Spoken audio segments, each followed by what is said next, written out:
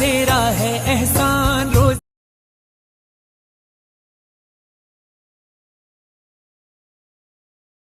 السلام عليكم ورحمة الله تعالى وبركاته. أصحابتي قيمة يقدر أنت مدن كسود هذا قناة كينا رفيكي أكاديمي. فضلا هدي قنالك كعصبتي علامة السبسكرايب ريح كدمنا جماليلك فرس دي مقالدين كوسو جاران هدي أظهري وحرنيت قنالك ولي وضع محسنتاي. فضلا لايك صار مقالك وسين الشاقريسيو أصحاب بدن أجارو ما أنت وحن إدين وضع مقال عصب وحن إدين رجينا يا رمضان كريم رمضان مبارك kusoo dhawaada muuqaal cusub.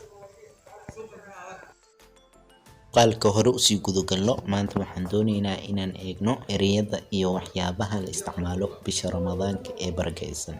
Maneno na vitu yanayotumika katika miezi ya ramadhani. Ramadaanka gudihiisa ereya iyo waxyaabaha la isticmaalo ayaan hore eegaynaa. La socod wanaagsan.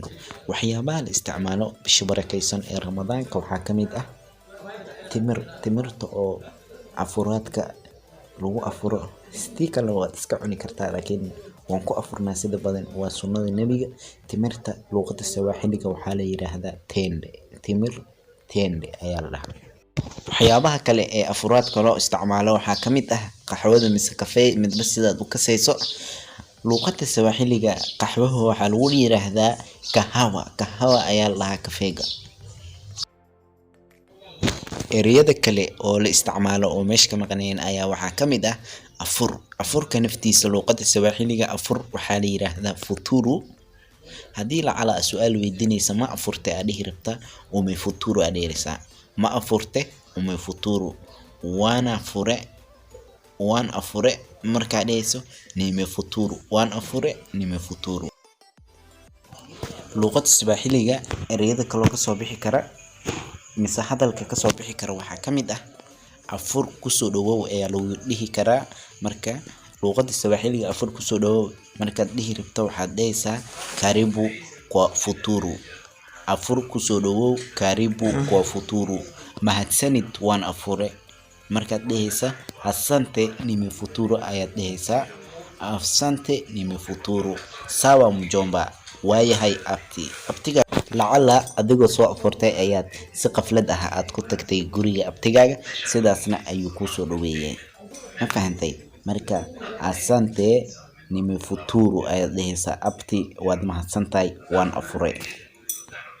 ereyada kale oo waqtiga ku saabsan waxay noqon karaan aadaan. waa la aadaamay markaad dhehayso camal aadaamka waxaa la yiraahdaa luqada sawaaxiliga aadaani. imeadaniwa adani. salaada waxaa la yiraahdaa salaad ilaahay salaada.